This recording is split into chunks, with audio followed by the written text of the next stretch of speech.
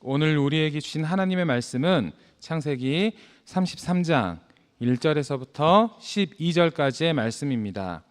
계시된 하나님의 말씀을 함께 봉독합니다. 야곱이 눈을 들어 보니 에서가 400명의 장정을 거느리고 오고 있는지라.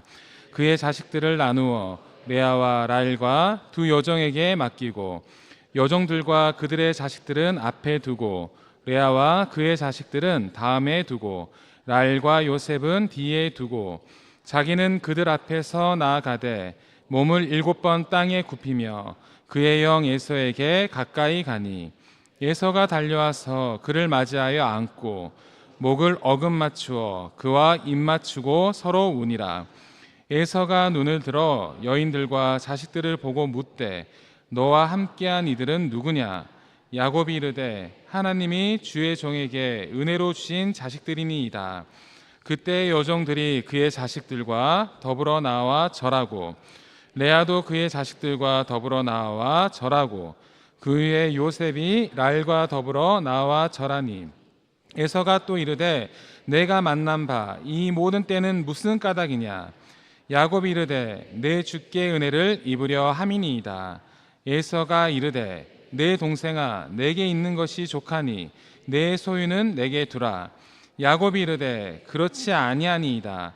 내가 형님의 눈앞에서 은혜를 입었사오면 청하건대 내 손에서 이 예물을 받으소서.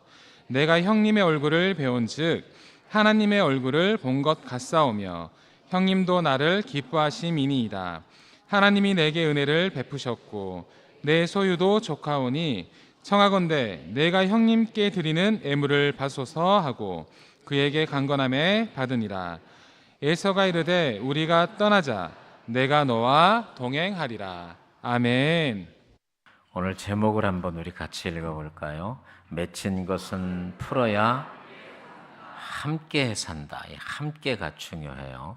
맺힌 것은 풀어야 함께 삽니다. 약 4년 반 전에 돌아가신 우리 교회 최경순 권사님이라고 계셨어요. 아시죠? 예. 최경순 권사님을 기억할 때마다 여러 가지 많은 추억과 기억들이 있는데 한 두 가지 생각이 납니다. 첫 번째가 이분은 매주마다 서울에 올라가셔서 손주들을 기르셨어요. 우리 할머니들 많이 계시죠? 서울에 올라가셔서 손주들을 기르시는데 토요일은 어김없이 내려오셨어요. 특별한 일을 제외하고 매주 토요일마다 내려오셔서 예배를 드리고 주일날이나 월요일날 다시 고속버스를 타고 올라가셨어요. 여러분 대단합니다. 그러기 쉽지 않아요. 그분이 살고 있는 서울 주변에 교회가 없어요? 교회가 없습니까? 매주마다 특별한 일을 제외하고 고속버스 타고 내려오셨다가 또 올라가셔서 또 아기들 기르고 또 손주 봐주다가 또 주말에 내려오셔서 예배 드리고 가셨습니다. 또 하나 제가 기억하는 게 2017년에 이분이 대장암 수술을 받으셨어요. 2017년에 대장암 수술을 받으셨고 2021년 2월에 이제 천국으로 이사를 가셨는데 2017년 10월 17일 날 제가 일기를 썼는데 일기에 이렇게 나와 있어요. 이분이 이제 서울 원자력 병원에서 대장암 수술을 하셨거든요. 수술을 마치고 중환자실에서 일반 병실로 옮기셔서 제가 신방을 갔어요. 일반 병실로 옮겨서 제가 신방을 가니까 이 권사님이 저를 보자마자 뭐라고 말씀하시냐면 목사님은 정말 사랑이 많아요. 목사님은 정말 사랑이 많아요. 그러시는 거예요. 그러면서 하시는 말씀이 목사님 내가 얼마 전에 수술을 들어갈 때 집도하는 의사를 보고 내가 힘을 얻었다. 내가 안심을 했다는 거예요. 그래요? 여러분 우리가 수술하기 전에 두렵잖아요. 걱정되잖아요. 그런데 이분이 의사 선생님을 보고 안심을 했다는 거예요. 그러면서 이렇게 말씀을 하세요. 내 수술을 집도하는 의사 선생님의 눈이 내 눈하고 너무 닮았다는 거야. 아니 뭐 그게 수술하고 무슨 관련이 있겠습니까마는.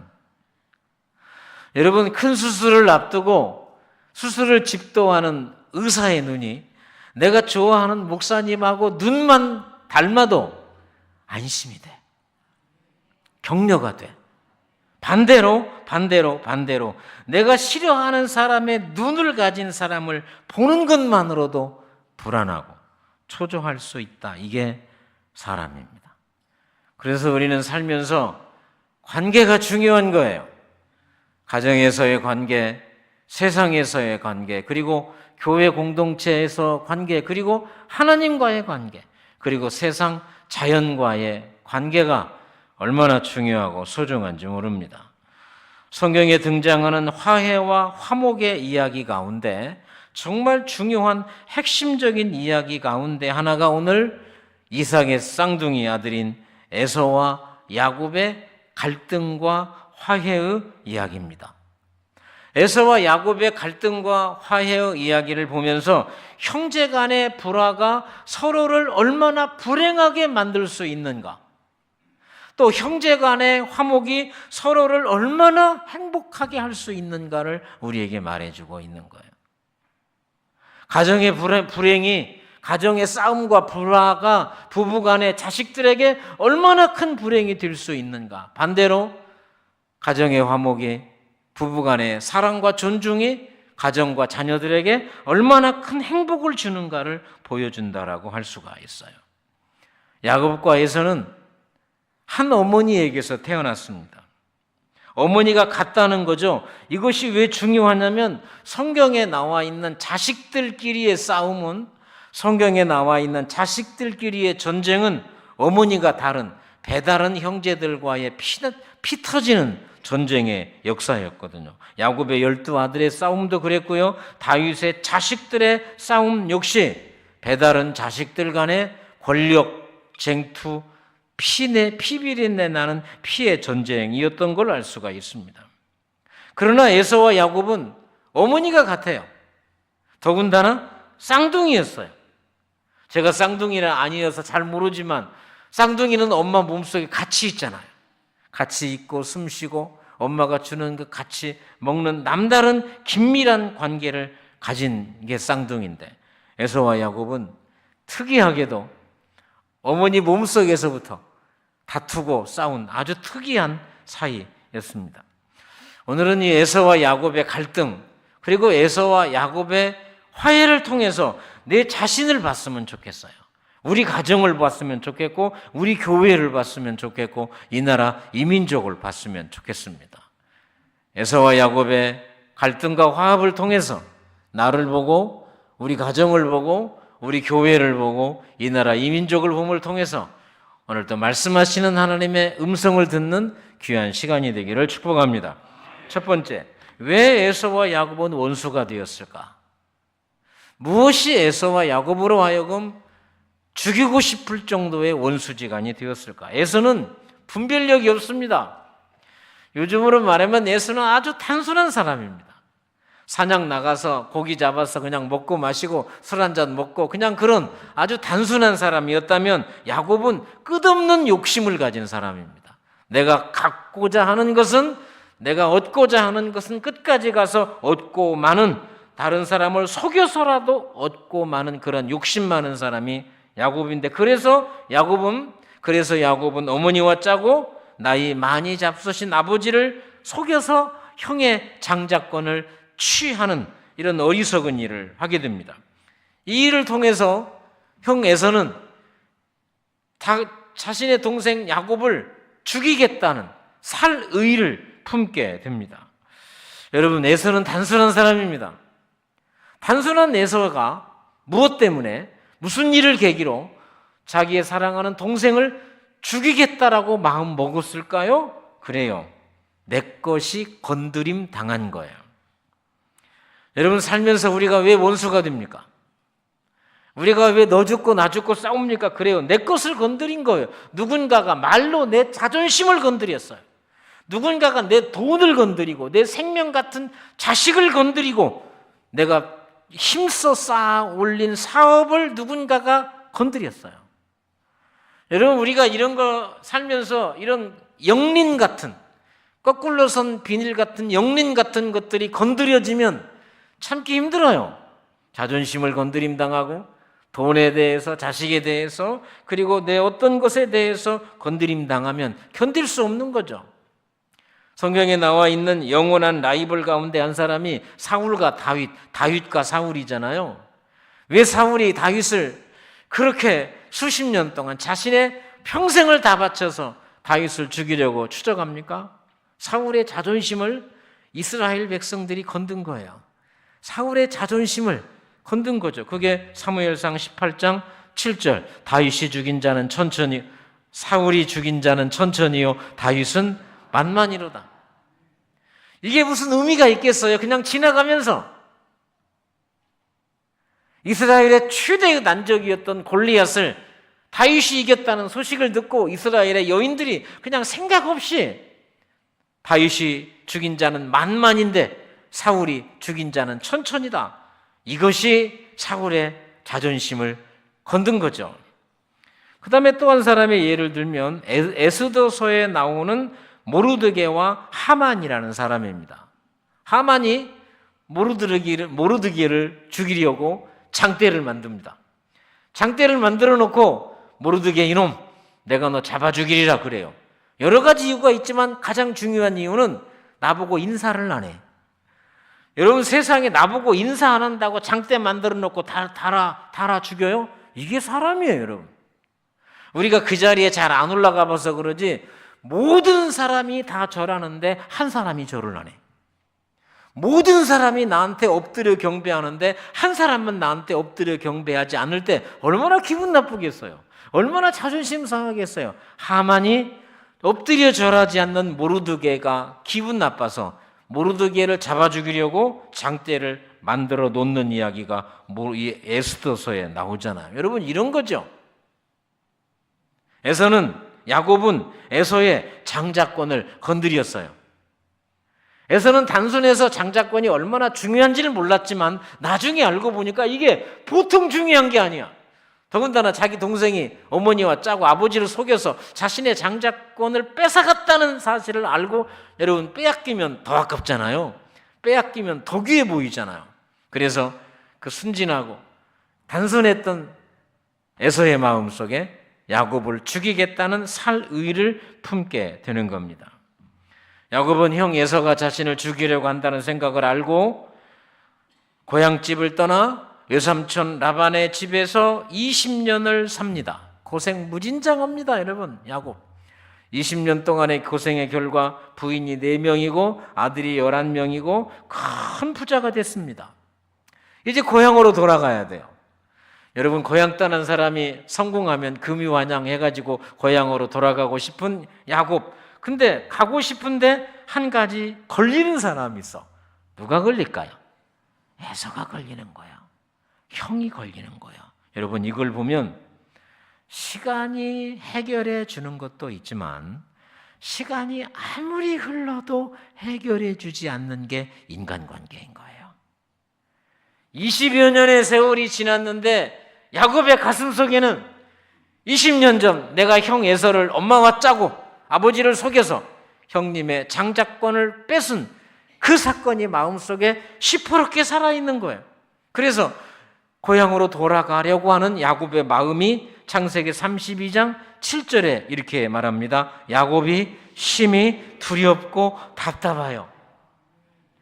야곱은 부인도 4명이고 성경에 나와 있는 아들만 11명이고 엄청난 거부가 됐어요. 부족함이 없어요. 고향에 돌아간들 무슨 문제가 있겠습니까? 그런데 고향을 돌아가려고 할 때 마음이 답답해요. 두려움이 있어요. 왜? 해결되지 않는 문제, 해결되지 않는 형님과의 문제가 있었기 때문에 그래요. 또 야곱이 정말 큰 마음을 품고 야복강에서 기도의 응답을 받고 이제 군사를 데리고 자기 형제들을 데리고 고향으로 가잖아요. 고향으로 돌아갈 때 형 에서가 자기 동생이 온다는 소식을 듣고 장정 400명을 거느리고 동생 야곱을 만나러 옵니다. 이때 야곱의 마음이 얼마나 두려웠을까요? 그 반응입니다. 창세기 33장 1절과 2절입니다. 야곱이 눈을 들어 보니 에서가 400명의 장정을 거느리고 오고 있는지라 그의 자식들을 나누어 레아와 라헬과 두 여종에게 맡기고 여종들과 그들의 자식들은 앞에 두고 레아와 그의 자식들은 다음에 두고 라헬과 요셉은 뒤에 두고. 만약에 야곱의 에서와의 관계가 이렇게 불편하지 않다면 20년 만에 형을 만나는데, 여러분 우리 남북 헤어진 사람들 만날 때 형님, 아우, 동생 얼마나 부둥켜 안고 울어요. 20년 만에 형을 만난다면, 20년 만에 동생을 서로 만난다면 얼마나 극적인 상봉이 되겠어요.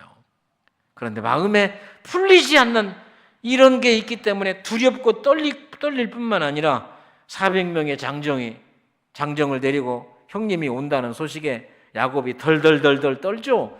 그러면서 안 되겠다, 이러다 우리 다 죽겠다 싶어서 자신의 가족을, 첫 번째 맨 앞그룹은 레아의 자식들, 그 다음은 맨 앞그룹은 여종의 자식들, 그 다음은 레아의 자식들, 그리고 맨 나중은 자기가 그렇게 사랑했던 라헬이 낳았던 자식들로 그룹을 원그룹, 투그룹, 쓰리그룹, 세 그룹으로 나누게 됩니다. 여러분, 이게 인간의 모습인 거예요. 우리가 우리 마음속에 화목하지 못하면, 한 번 보고 안 볼 사람이 아니라 날마다 봐야 되는 그런 결정적인 사람이라면, 이런 사람과 화목하지 못하면 근심과 불안과 걱정이 폭풍처럼 우리에게 몰려오게 된다. 이거 보통 문제가 아닙니다, 여러분. 가정에서 날마다 봐야 되는데 아내와 남편이 뵈기 싫어서 등 돌리고 살아. 날마다 봐야 되는데 부모와 자식이 요게 이 또 명절에 봐야 되는데 형제자매 봐야 되는데 이거 보통 문제가 아닙니다, 여러분. 오늘 이 야곱의 모습을 보면, 가정이 화목하지 못하면, 직장에서 화목하지 못하면, 교회가 화목하지 못하면, 오늘 야곱의 모습이 내 모습이고 내 자식의 모습이 된다는 사실을 알아야 돼요. 에이, 안 보면 되지 뭐. 안 만나면 되지 뭐. 그 사람 2부 나와, 나 1부 나와. 그 사람 1부 나와, 나 2부 나와. 안 만나면 되는 거죠.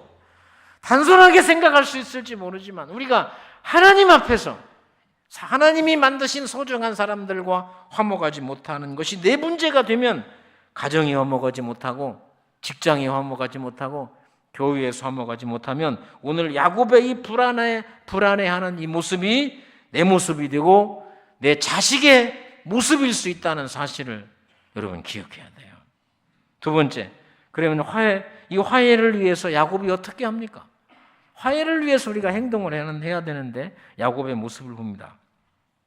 시간이 지난다고 자동으로 해결되는 것이 아니다 그랬어요. 그래서 야곱은 형님 에서와의 관계 회복을 위해서 8종류, 짐승 8종류의 550마리, 여러분 550마리는 엄청 많은 겁니다.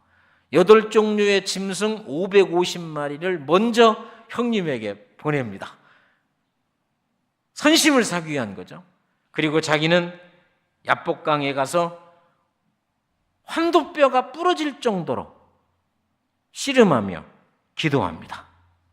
그리고 첫 번째 행동, 맨 앞에 서요.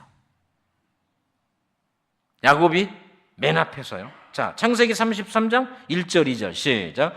야곱이 눈을 들어보니 에서가 400명의 장정을 거느리고 오고 있는지라 그의 자식들을 나누어 레아와 라헬과 두 여종에게 맡기고 여종들과 그들의 자식들은 앞에 두고 레아와 그의 자녀들은 그 다음에 두고 라헬과 요셉은 뒤에 두고.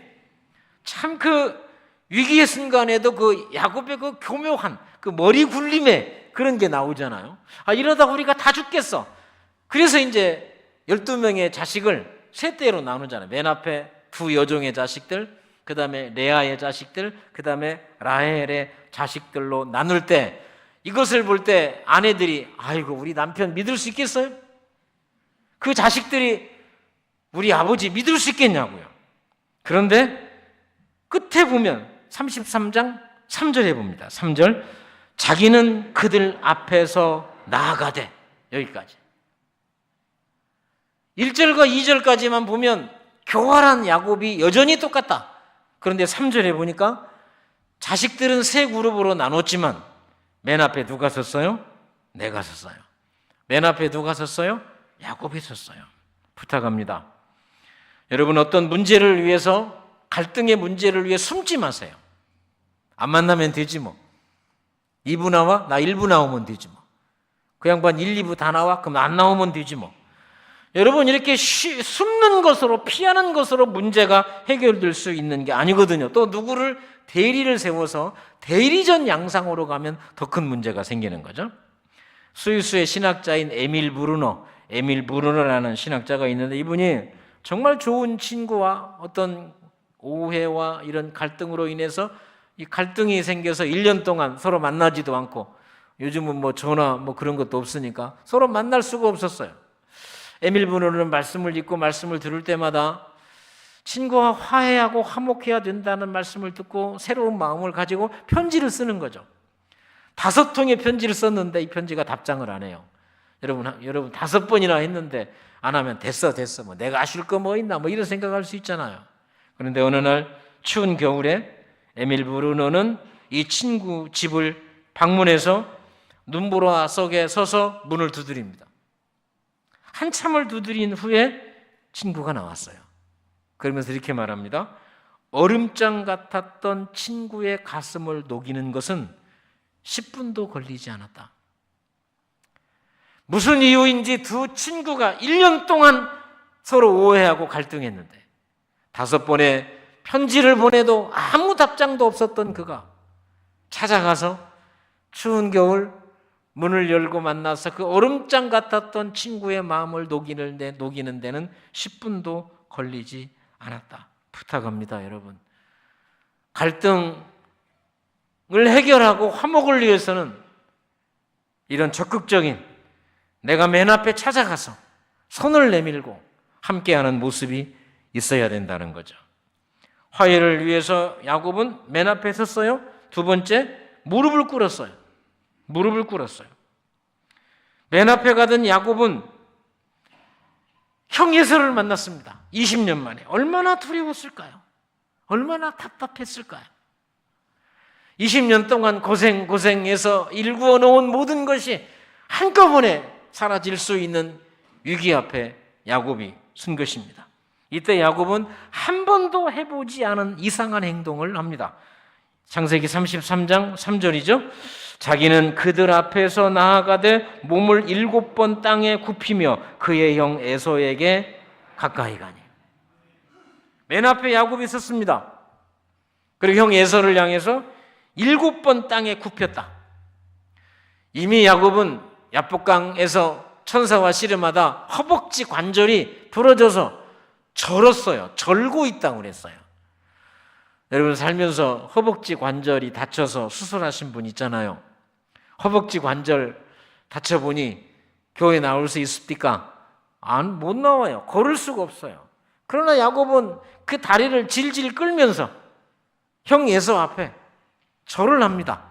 이 절은 그냥 공손한 절이 아니라 7번 땅에 굽혔다는 건 허벅지 관절 때문에 그냥 한 번 절한다고 하는 게 땅에 철푸덕 엎어지는 거예요. 엎어지는 것도 중요하지만 일어날 때 얼마나 힘들었겠어요. 아픈 다리를 이끌고 얼마나 고통스러웠겠어요. 그런데 한 번도 아니고 3세번도 아니고 7번을 합니다. 7번. 그러면 왜 야곱은 그 불편한 몸을 이끌고 7번이나 땅에 엎드려 형님에게 절했을까요? 형님, 사실은 내가 절을 하고 싶은데 보이죠? 그냥 나 고개로만 할게. 고개 하나, 둘, 셋, 넷. 이럴 수도 있잖아요. 아시잖아요. 알잖아요. 나 여기 환도뼈 부러진 것. 근데 그러지 않았다는 거죠.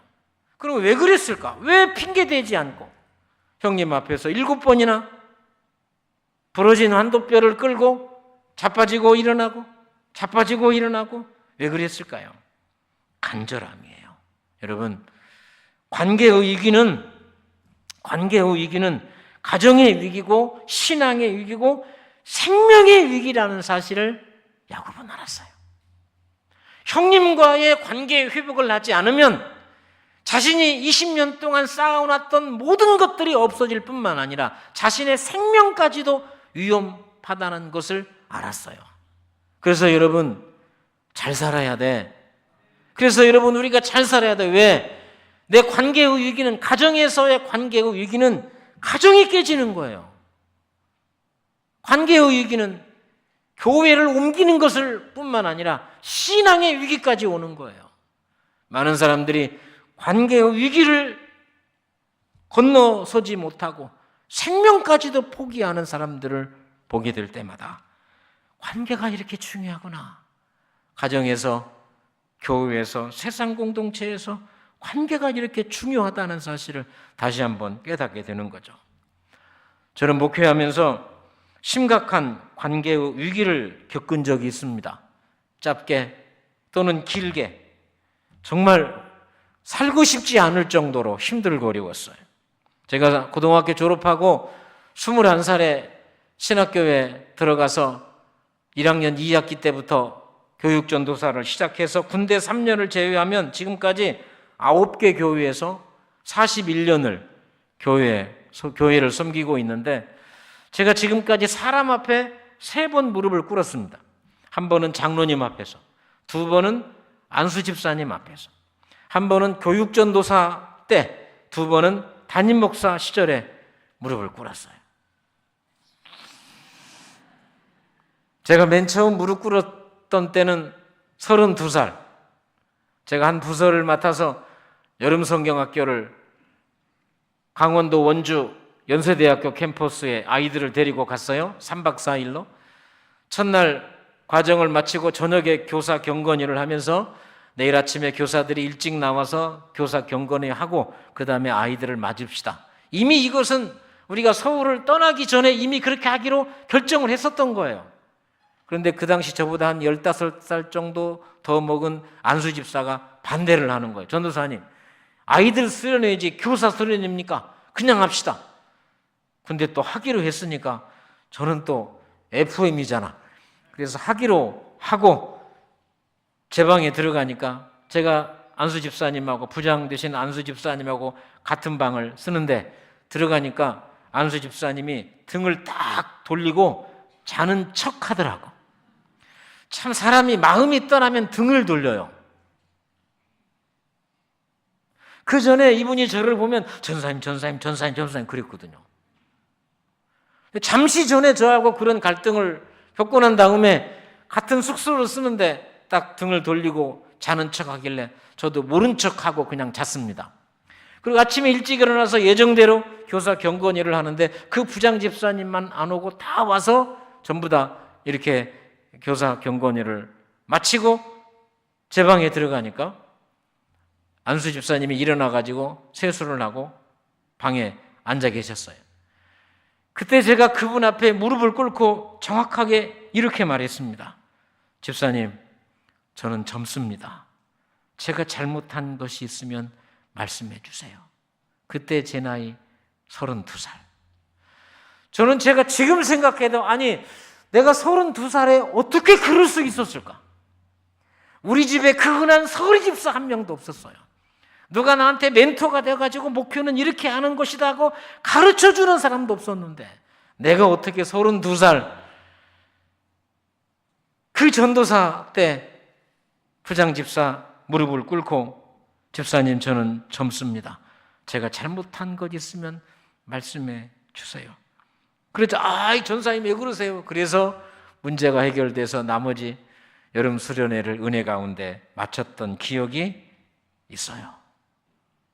사랑하는 성도 여러분, 한경직 목사님께서 이런 말씀을 하셨어요. 교회의 부흥은 싸우지만 않으면 된다. 우리 교회가 왜 부흥하는 줄 아세요? 안 싸우니까 그러는 거예요. 누군가 열심히 하고 애쓰고 수고하는 거 분명히 있어요. 그러나 그럼에도 불구하고 누군가 싸움의 원인이 되고 누군가 싸움을 제공하고 여기저기에서 불평과 원망을 만들어내면 우리가 쌓아놓은 수많은 탑들 순간에 무너질 수 있는 거예요. 그래서 한경직 목사님이 그런 거예요. 교회의 부흥은 싸우지만 않으면 된다. 부탁합니다. 특별한 일을 하려고 애쓰지 마세요. 시비만 걸지 마시오. 애쓰고 땀 흘리려고 하지 마세요. 시비만 걸지 마세요.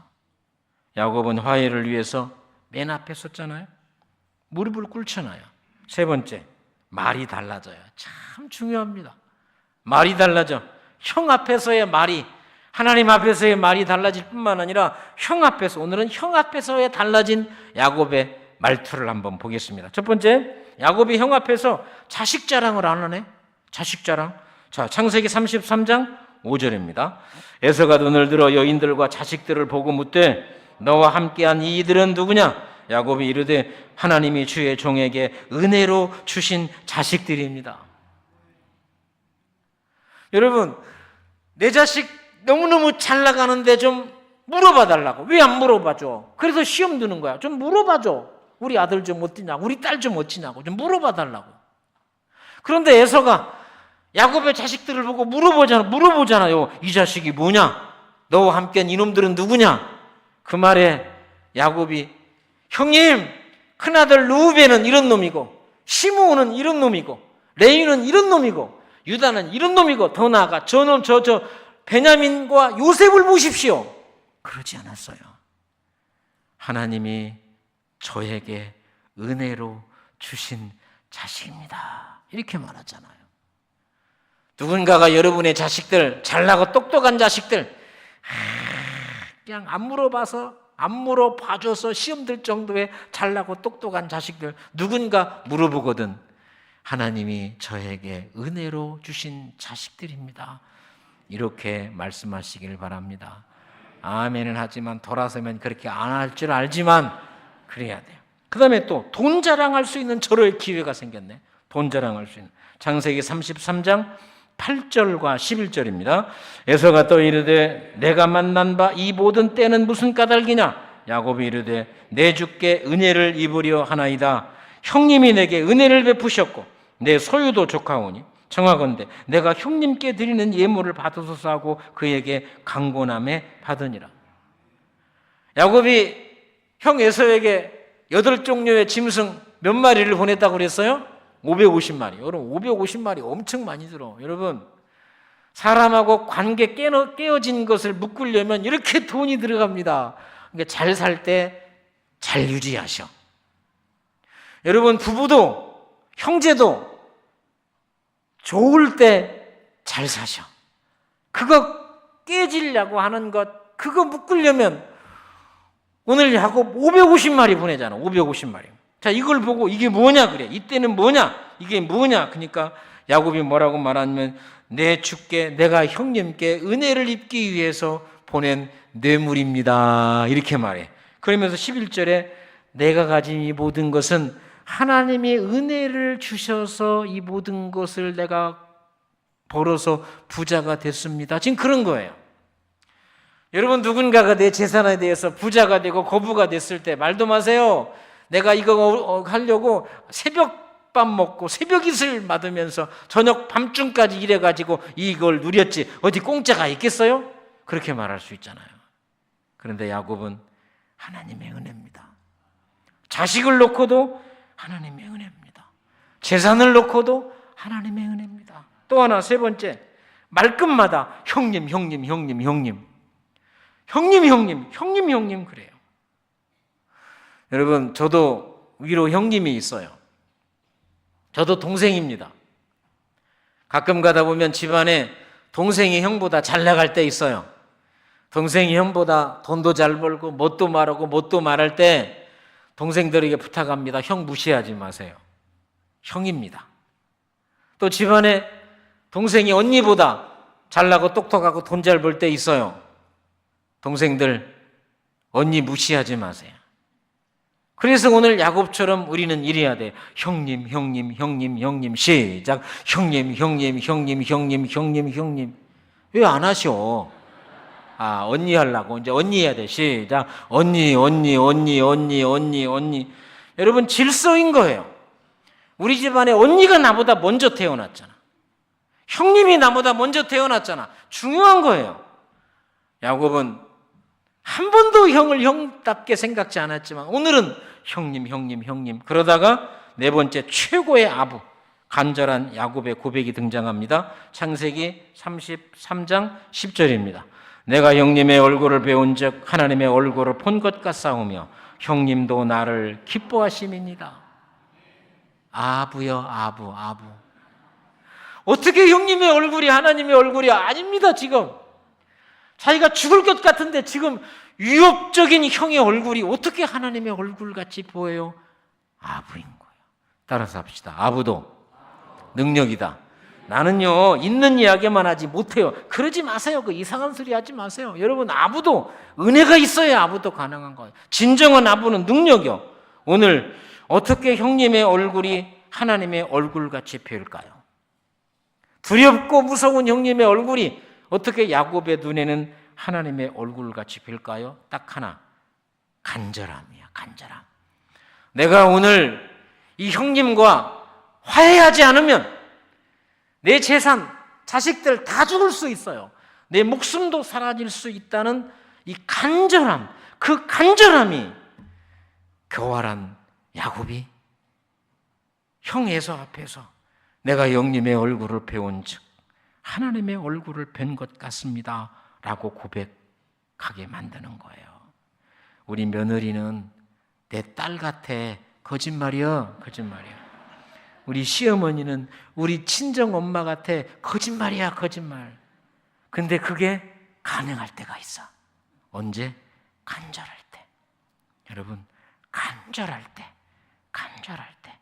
오늘 야곱이 간절하니까 정말 원수 같은 무서운 형을 하나님의 얼굴로 보는 은혜가 있잖아요.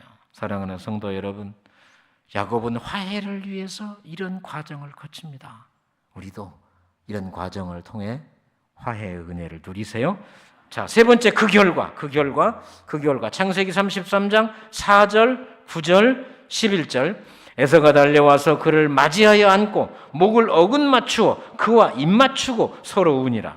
에서가 이르되 내 동생아 내게 있는 것이 내게 족하니 내 소유는 내게 두라. 에서가 이르되 우리가 떠나자 내가 너와 동행하니라. 에서가 감동을 받은 거예요. 에서가 달려가서 야곱을 맞이하고 안습니다. 목을 어긋맞추고 입을 맞추고 막 울어요. 이걸 보니까 꼭 누가복음 15장에 집 나간 탕자가 아버지의 유산을 가져다가 창기와 함께 허랑방탕하고 나가서 싸우고 다 호비하고 왔는데 아버지는 아들을 보자 어떻게 합니까? 찾아가서 안아주고 옷 갈아입히고 신발 신기고 가락지 새로 하고 살찐 송아지 잡아가지고 동네 사람들에게 잔치하는 거와 똑같잖아요.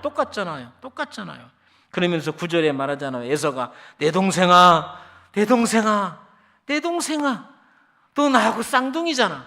엄마 몸속에서 같이 있었잖아. 내 동생아. 그러면서 에서가 말하기를 우리가 떠나자 내가 너와 동행하리라. 여러분, 이게 왜 중요하냐면 지금 이 무대는 에서의 동무대예요. 야곱은 낯선 곳이에요. 그래서 에서가 지나가면 요즘 우리로 말하면 형님 어서 오세요 하고 길을 쫙 비켜줍니다. 야곱이 지나가면 도둑새들이 와가지고 야곱의 것을 빼앗아갈 수 있는 위험한 장소인 줄 알기 때문에 에서가 말합니다. 내가 너와 동행할게. 내가 너의 가는 길을 다 예비해 줄게. 여러분, 여기까지 보면 얼마나 평안해졌어요. 두렵고 떨리고 근심과 걱정, 8종류의 짐승 550마리를 보내고 환도뼈가 부러졌는데 엎드려 철푸덕 7번이나 절하고 형님. 그래서 얻은 이 평화가 얼마나 아름다운 평화입니까? 화목한 자에게 주시는 하나님의 평강. 이런 평강이 우리 가슴 속에 있어야 돼요. 이런 평강이 여러분의 가정에 있어야 돼요. 이런 평강이 우리 교회 공동체 위에 있어야 돼요. 자, 화목한 자에게 주시는 하나님의 평강. 그 이후에 어떻게 됐을까요? 20절 창세기 33장 20절 시작. 거기서 제단을 쌓고 그 이름을 엘렐로헤 이스라엘이라 불렀더라. 이게 결론입니다. 거기서 제단을 쌓고 야곱은 하나님 앞에 감사의 제단을 쌓아요.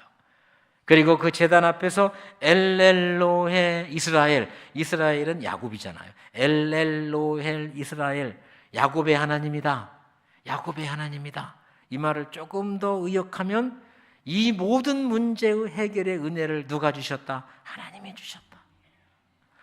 여러분, 저는 내 마음속에 미움과 시기와 질투, 여러분 가정 속에 부부 간에, 부모와 자녀 간에, 그리고 가족 간에 그 갈등과 아픔들, 교회 공동체에서 때로는 되기 싫어서 막 환장할 것 같은 그런 갈등과 아픔이 오늘 에서와 야곱의 화해와 화목을 통해 결론이 예배하며 엘렐로헤 이스라엘이라는 고백의 은혜가 있기를 축복합니다. 엘렐로헤 이스라엘. 여러분, 사람들과 화목해야 되는 것은 하면 좋고 안 하면 어쩔 수 없고 그거 아닙니다. 반드시 화목해야 돼요. 우리 마음속에 가정에서, 교회 공동체에서, 여러분 직장에서 누군가 불편할 때 그것이 얼마나 힘든가 하는 건 여러분 다 이미 경험자잖아요. 힘들어요. 견딜 수 없어요. 야곱 보세요. 에서 만나러 갈 때 불안하고 답답하고 견디지 못하잖아요. 얼마나 견디지 못하면 550마리 양 피 같은 재산을 먼저 주겠어요. 부탁합니다. 엘렐로의 이스라엘. 불편했던 에서와 야곱이 하나가 되어 하나님 앞에 제사를 드리며 하나님이 하셨다. 하나님은 야곱의 하나님이다. 하나님은 우리 가정의 하나님이다. 하나님 우리 교회의 하나님이다를 고백하며 서로 화목하고, 그래서 맺힌 것을 풀어야 함께 산다는 것을 기억하며 그렇게 삽시다. 그렇게 삽시다. 그런 은혜로 살아가시기를 축복합니다. 하나님 아버지, 사랑해야 할 수많은 사람들을 사랑하지 못했습니다. 화목해야 할 아내와 남편이 무단히 싸우고 다투고, 화목해야 할 부모와 자식 간에 무단히 싸우고 다투고, 화목해야 할 형제간이 오늘 에서와 야곱의 불편함처럼 그 불편함이 나에게 있고 우리 가정에게 있습니다. 하나님 불쌍히 여겨 주십시오. 맺힌 것을 푸는 것이 내가 사는 거고, 가정이 사는 거고, 함께 사는 거고, 자식이 사는 것임을 다시 깨닫고 에서와 야곱의 화해의 모습을 보며 우리도 엘렐로의 이스라엘, 엘렐로엘 이스라엘을 외치는 믿음의 주인공들 되게 하여 주시옵소서. 예수님 이름으로 기도합니다.